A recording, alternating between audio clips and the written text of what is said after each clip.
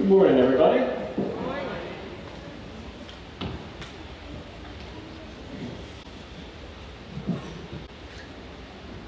We get situated here. I gotta move some of these stands out of the way. Gonna need stage hands here.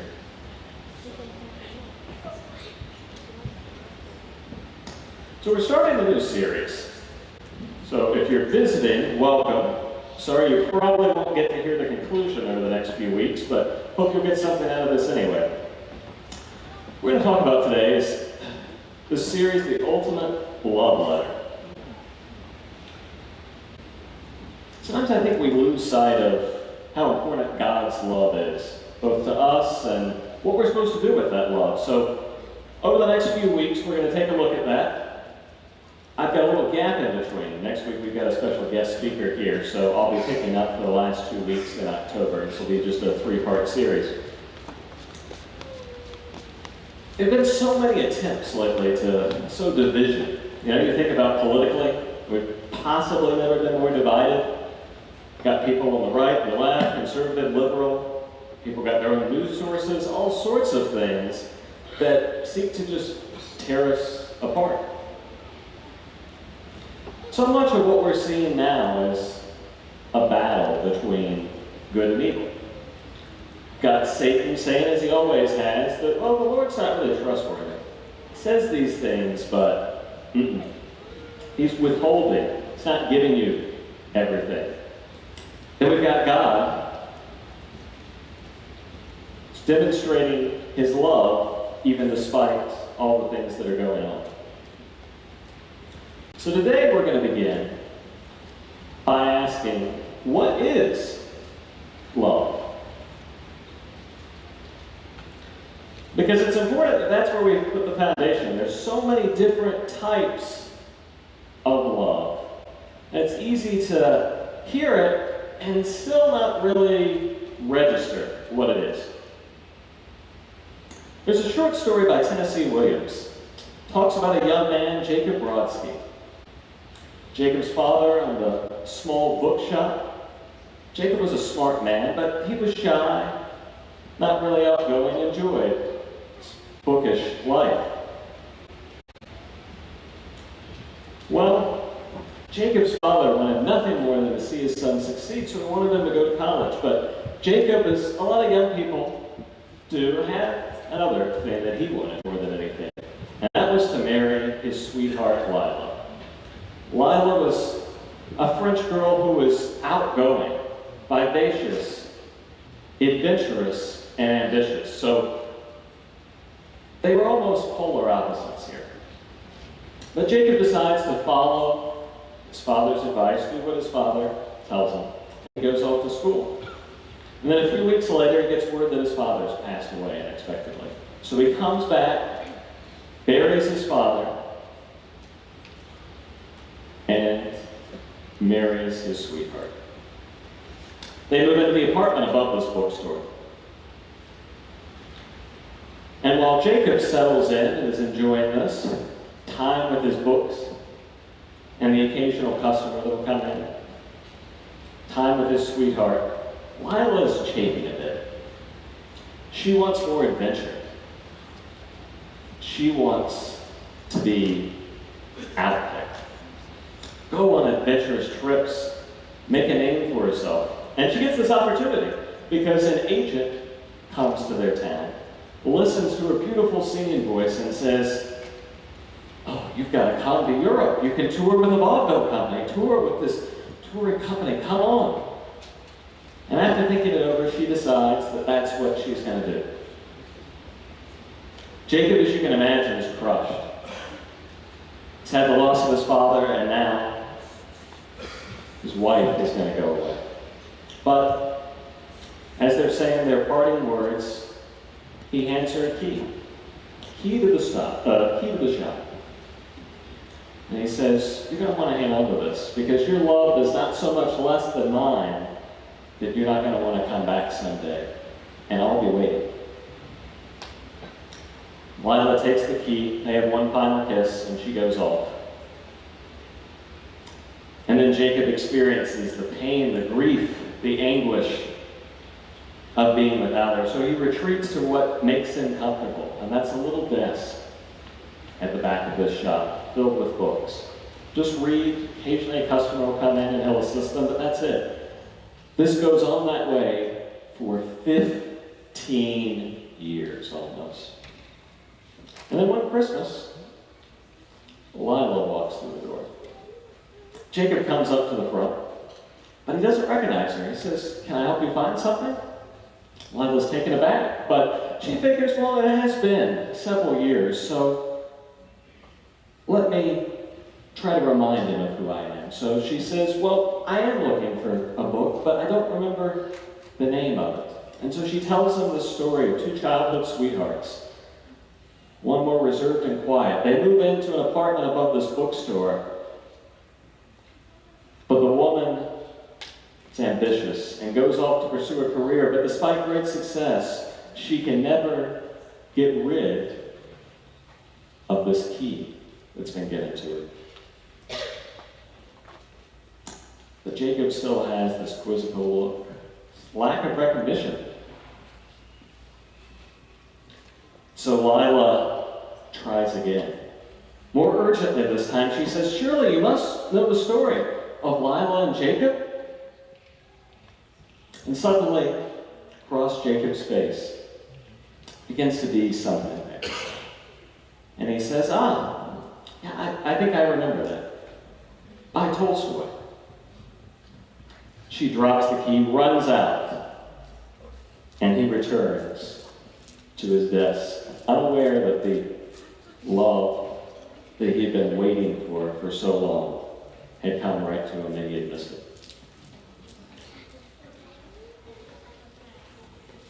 And I think that's often something that we have a problem with, especially if you've grown up as a Christian. It's so easy to hear things like God is love, to think about Christ's sacrifice on the cross, but for it to not really register, for it to just be something that you say, and sure, you understand it on a certain level, but you're ignorant of several parts of it all the same. It doesn't have the same power it might once have had. But before we talk about that genuine love, God's love, let's talk about some different types of love. This cheeseburger will become evident in a second. So we have the love that might have for a spouse, girlfriend or boyfriend. Have the love that you have for your family. And those are close loves. In fact, oftentimes we equate those, compare those to God's love for us. The church is referred to as the bride of Christ. God dotes on lovingly, calls back to him at various times. And then there's the example of God being our Father. But unfortunately, even these examples have become slightly more imperfect. Satan knows that those would be good analogies, so he's worked hard to make those not work very well for us. I'll never forget that several years ago I was teaching a Sabbath school class, and I believe the topic that week was God being our loving Heavenly Father. And I had one lady that just finally blows out. Hearing that doesn't do anything for me. It makes me scared. So we probed as to why. And we got a tale of an abusive, alcoholic father that she grew up with. And so every time she heard Father, that's what she thought. So then we're going to step down, because we say we love a lot of things. So we have lesser loves. Maybe you've got a love for a particular sports team, despite the fact that all they do is lose. I'm sorry, Browns fans. And then we've got maybe love for inanimate objects, like this cheeseburger up here. And if you're vegan, you can just picture it being a non-cardboard black bean burger with vegan cheese. But, we say we love these things, but certainly it's not all the same types of love. There's one big love leave out. One that too often rivals our love for God, and that would be our love for ourselves. It's a love that blinds us, that puts in basically a boulder in the path of us into God. Causes us to do all sorts of just awful, nasty things. In the name of protecting this love, this pride, these sorts of things. Say hurtful things, dismiss people. All because our love for ourselves is the biggest thing. But what about this love of God? Now, we can talk quite a bit about it, but I think that it's best to focus, at least today, on it being embodied by Jesus. Emmanuel, God with us. It's a little bit more tangible for us, I think. We have somebody who was fully man and fully God, so experienced the same temptations, and yet still had this true godly love. So let's look at a few examples. So first of all, Jesus' love is sacrificial. This is probably where our minds go when we think of it. We've got the cross there. Think of Jesus dying for us while we were still enemies, while I was still against him. He died for me. Think about all he endured during his ministry, his time on earth. But also think about the sacrifice in the garden. Right before, hours away from this grisly, gruesome death.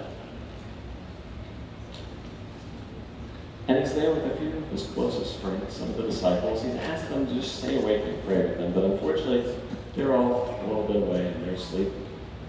But he's still praying. But his prayer for himself is so minimal. His prayer for his disciples, and even for us, is what the bulk of his prayer is. Even then, he was thinking of others. And it's easy for us to talk about sacrificial love. But we need to remember that sacrifice involves giving up something significant. Because we're going to play a fun little game here. Suppose I had $1 million, which I unfortunately do not, and I gave somebody $10. Now, would that be a sacrifice? No, right? I mean, it could be still a generous gift. It's good. There's no sacrifice, right? Now, if I had $100 and I gave 10, would that be a sacrifice? Yeah. If I had $20 and gave 10, and if I had $10 and gave 10, certainly. I think about the slogan for the Building for Eternity campaign, and I still come back to that. I love that not equal giving, but equal sacrifice.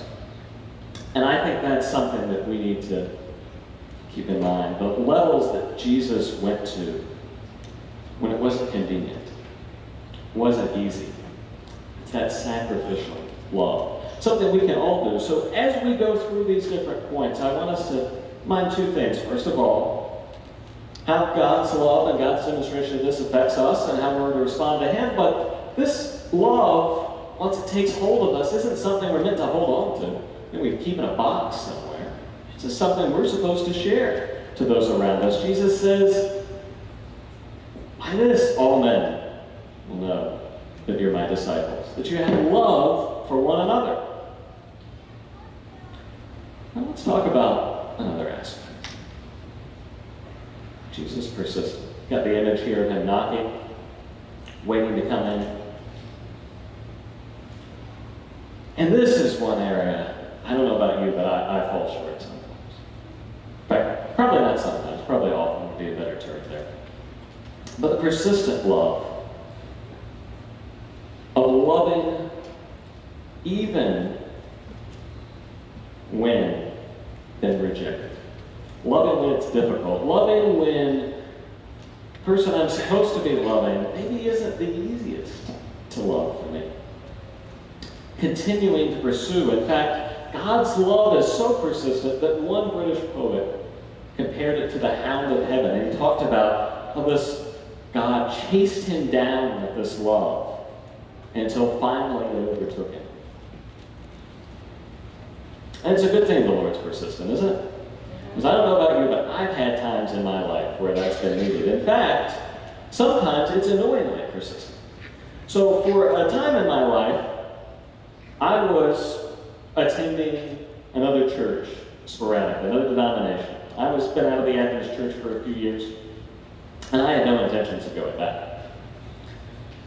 So I'm in my apartment, hear a knock on the door. So I go down and answer it, and there's somebody selling books. And I'm looking through and seeing what these books are, and decide, oh, I've got a few dollars on me. All right, I'll buy a couple books, help the person out. And then I'm walking back upstairs to my bedroom with these books, just leafing through. Look on the inside cover, and I see Ellen G. White. And because we're in church, I can't repeat what I said, but, it was that sort of persistence that really gets you. So let's look at an example of this persistence here from the Bible. John 21, we're going to go to verse 15. I'll put it up on the screen, but let me give some background. And if you want to turn there with me, that's fine, or else I certainly will have it up here on the screen. But give some background. So Jesus here is talking to Peter. This is after he's risen, sitting there in the early morning hours on the beach. We remember Peter, right? Peter was prideful, confident. Now he said, Lord, all these others may desert you, but not me. No, I'll be right there. And then what happened, right? Peter denies him. Denies him 3 times. And it's important we understand that it's not just a denial like, oh, I don't know that. Although maybe that was the first one. But commentators tell us that the way this would have sounded by certainly the third denial was a vehement denial. I don't know him. And there was probably some cursing thrown in there for good measure. So this is a massive denial. So there's still kind of that tenseness. Peter's still a little unsure of his relationship with Jesus. So they're sitting down. We'll go ahead and pick up here. When they had finished breakfast, Jesus said to Simon Peter, Simon, son of John, do you love me more than these? He said to him, yes, Lord, you know that I love you. Jesus said to him, feed my lambs. Second time he said to him, Simon, son of John, do you love me? He said to him, yes, Lord, you know that I love you. Jesus said to him, tend my sheep. Said to him the third time, Simon, son of John, do you love me? Peter felt hurt because he said to him the third time, do you love me? And he said to him, Lord, you know everything. You know that I love you. Jesus said to him, feed my sheep. I think it's interesting here that Jesus said 3 times, asked 3 times, and of course the denial happened 3 times. It's just persistence that Jesus is letting Peter know that he still loves him. And that he's still got work for Peter to do. So we need to show the same persistence in our relationships with others. Now, we don't have infinite time and resources like our Lord does. But too often we give up far too easily. Somebody's cross with us, that's it. I'm done. I tried. That's it. I'm done. But that's not what the Lord calls us to do. In fact, that leads me to our next aspect of God's love. Vulnerability, open to pain and rejection. This is something we don't like to think about, but you think about how much Jesus was rejected. How many times? I mean, you had the disciples that ultimately fled for a time. People that were with him for 3 years. Had his own family that rejected him during this time.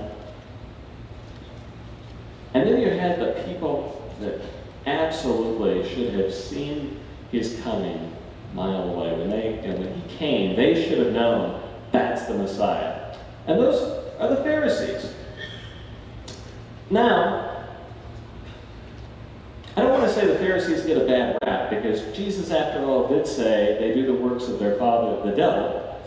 But Too often we look at the Pharisees and we say, oh, they're bad guys. They're over here.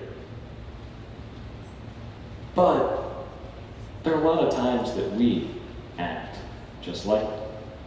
See, the Pharisees started out with some good intentions. Children of Israel come back from captivity, and they said, well, we know why we went to captivity. We didn't keep God's law. And we never want to go back there again. So what we're going to do is we're going to go ahead and set up some additional rules, kind of a hedge of rules. In fact, we're going to construct multiple hedges.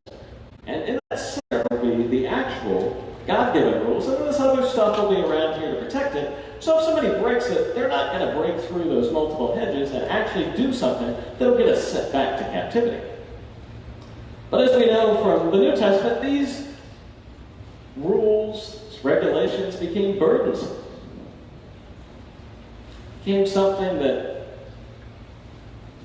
was measuring their salvation. The Pharisees became what we call expert legalists. Now, I know nobody has any experience in legalism here, so let me just explain to you what that is here. Legalism is when you set up extra rules and you believe that you're going to get to heaven by keeping these rules. That's it. They make you feel better. They make you feel superior sometimes. There are a variety of reasons that people will turn to that. But it's a pernicious, awful thing. Because you're not showing any of God's love. In fact, you're showing pride because you feel, hey, if I do this, I'm going to get to heaven. When the Bible clearly says, that's not the way that works. So there's this vulnerability. Jesus putting himself out there despite rejection. And you think he does that for us even. Even when we reject him, he comes back, drawing us to him. In fact, if you read the Old Testament, especially the prophets, you'll see the Lord talking to the church, saying, I know you've gone down past this, but let's just forget about that. Come back to me. I'm going to build up your vineyards. I'm going to give you all this wonderful stuff. Just want you with me. During World War II, Hitler commanded all religious groups to unite so that he could control them. Among the brethren assemblies, half complied and half refused. Those who went along with the order had a much easier time. Those who did not faced harsh persecution. In fact, almost every family of those who resisted had someone die in a concentration camp. When the war was over, feelings of bitterness ran deep between the groups, and there was much tension. Finally, they decided that the situation had to be healed. Leaders from each group met at a quiet retreat. For several days, each person spent time in prayer, examining his own heart in light of Christ's commands. And then they came together. Francis Schaeffer, who told the incident, asked a friend who was there, "What did you do then?" "We were just one," he replied. As they confessed their hostility and bitterness to God and yielded to his control, the Holy Spirit created a spirit of unity among them. Love filled their hearts and dissolved their hatred. When love prevails among believers, especially in times of strong disagreement, it presents to the world an indisputable mark of a true follower of Christ. Again, it's so easy for us to get division here. And that's exactly what Satan wants, especially in the church, because he's neutralized a very effective group working against him. So often we want to hang on to these feelings of bitterness, jealousy, and pride, instead of just confessing them before the Lord and saying, Lord, you take that. I know what you want me to do, and I'm going to do it. We can't just come together and have a conversation. Instead, we talk to people that we think are going to support us, build up. Talk to everybody, the people we need to do, which are the people that we may have a problem with. This just builds up. Because we don't want to be vulnerable. We don't want to be open to pain and rejection. We don't want to acknowledge the fact that maybe we were wrong too.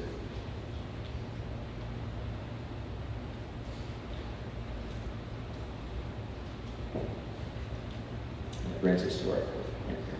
Relationship focused. It's very much what God's love is. Several years ago, during college, I was reading about early Christianity, and I came across quite a bit on the early desert fathers. And these were people early in the church who went out into the desert and lived their lives there. So some would live in caves. One, curiously enough, lived on a column for several years out in the desert. I'm not quite sure how that worked, and I'd rather not know details, but that's where they were. They were segregated. People would occasionally come to them, but they lived mostly as hermits, communed with God. But as good as that might have been for them, that's not what God calls us to. God calls us to community, to relationship. In fact, that's the essence of the church, is forming these relationships. Our relationship with God is because He reached out to us first. He extended that olive branch to us. And you look at what Jesus spent His time doing here on earth, building relationships. And that's tough for us because, let's be honest, sometimes people are difficult. I know I can be difficult. And I know other people, depending on personalities and things, can kind of rub me the wrong way. It's tough. And with those relationships, some of your sharp edges are erased. That doesn't feel very good. You're reminded of your faults, reminded of how complex relationship can be, but it's needed because when we have these relationships, we can better understand people, and we can better give people the benefit of the doubt that we always give to ourselves. Right? So, for example, if I'm running late for church, it's easy for me to justify it in my mind. The kids couldn't get ready in time. I didn't get any sleep last night, so I was trying to catch those first extra minutes. But then, when Bob comes through the door late, oh, Bob, does he have no respect? He's supposed to be here 15 minutes ago. I apologize to any Bobs. I don't have any specific Bobs in mind, by the way. But with that relationship, we get to know each other and we can understand each other better. So, for example, Matt, who I have a relationship with and gotten to know, I can overlook the fact that he cheers for the wrong hockey team because we still have a loving relationship there. And certainly we can then better deal with each other in more difficult circumstances. Let's circle back to our relationship with God. C.S. Lewis writes, on the whole, God's love for us is a much safer subject to think about than our love for Him. Because it's easy to talk about His love sometimes, right? It's unfailing. It's persistent. It's always there no matter what. God knows everything about us, and yet still He loves us equally. His love is not changing. Then when I think about my love for God, let's just say it's a little bit more fickle and inconsistent. There are periods of time where I very much feel close to Him, and then within hours can fade away. And I don't always value that relationship as I should, so I'll do things like, I got busy morning, I'm just going to have to skip some quiet time. And quiet time for me is a little bit of a struggle. I don't know if it's my ADD or what, but every time I sit down for quiet time, if you've ever seen the slot machines that just spin like that, that's what my mind starts doing. All these things, and I'm trying to focus, and it can be a challenge. But, like anybody you care about, you're going to spend time with that person. Imagine if you're dating somebody and you never spend any time with them. And then sometimes that relationship gets really out of whack, and so I'll start to do things on the Sabbath, the time set aside for time with God. I'll do other things that maybe please me a little bit more, and something that I want to do. And so I'm taking time away from God. And the problem is that sets me up for problems down the road, because if my relationship with God is out of whack, there's nothing else that's going to be steady in my life. It may take a bit for me to get there. It's not going to be necessarily an immediate thing. But there's going to be problems if that relationship starts to stumble and struggle. Promise I'm wrapping up so we can get food. Let's go ahead and go to our last point here. Reckless. Now, as far as I know, Jesus never cliff dived.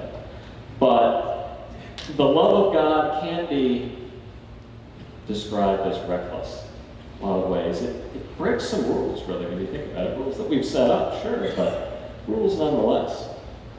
Let's look at a really well-known example here. This is the woman at the well, the Samaritan woman. Now, this is an interesting story because since we're going to kind of pick it up in the middle, I'll just quickly recap what's happened. Jesus and the disciples are all in ministry. They're walking through Samaria, which, first of all, most Jews are going to avoid because Samaria is bad. You're not even supposed to touch anything the Samaritans touched, or now you're unclean. You've got problems. So these are people you avoid. If you have to go through there, you're going to get through there as quickly as possible, not making contact with anybody, and get on with your day. But they come to a town. It's the heat of the day. It's hot. They're worn out. So Jesus sends his disciples into the town to find some food. And a woman comes to the well to draw some water. Now, if you're thinking, the day to get water, that seems kind of strange, you would be correct. Normally you would go in the early morning when it's cool. But she clearly really wasn't looking for any sort of relationship, because she would go in the middle of the day when nobody else would be there, when she could just slip in and slip out. But Jesus strikes up a conversation with her, which is really reckless according to the traditions of his time in two ways. First of all, it's a woman. I mean, if that ever gets back to his church board that he didn't have any supervision, that's going to be a problem. And then second, it's a Samaritan. Pick it up here, verse 16, chapter 4. Jesus said to her, "Go, call your husband and come back." The woman answered him, "I have no husband." Jesus said to her, "You're right in saying I have no husband. For you have 5 husbands, and the one you have now is not your husband. What you have said is true." Jesus is revealing a little bit of knowledge he has about this woman. And he's affirming the fact that told him the truth, despite how difficult that may have been. The woman said to him, "Sir, I see that you are a prophet. Our ancestors worshipped on this mountain, but you say that the place where people most worship is in Jerusalem." Really ready to change the subject here. Jesus said to a woman, "Believe me, the hour is coming when you will worship the Father, neither on this mountain nor in Jerusalem." And what happens after that is interesting. So she goes and tells the townspeople, "You've got to come meet this guy. He's a man who told me everything I've ever done." And the townspeople come, and then they report to her, "We now believe because we've seen, because we've been with him. We've heard develop that relationship." And many in that town were converted. All because Jesus was a little reckless, spending some time in Samaria. About the recklessness of our first ancestors, Adam and Eve. Created, sinned. I don't know about you, but I've often thought, that would be the opportunity for a do-over, right? God just to say, well, that didn't work out. All right, let's just wipe the slate clean. But that's not what he did. He found them. He created clothes for them. And he provided for them so that they could have redemption.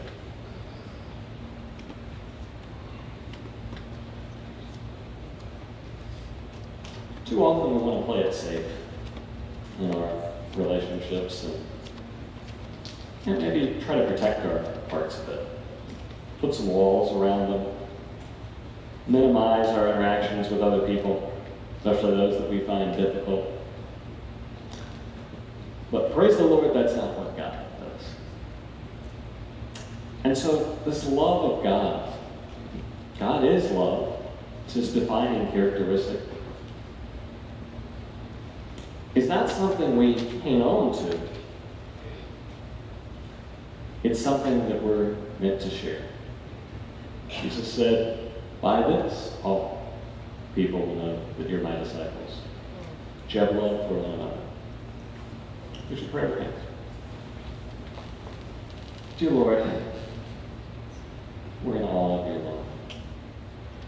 And may we have the same patience, persistence, and heart for your people, which is everybody, that you have for us.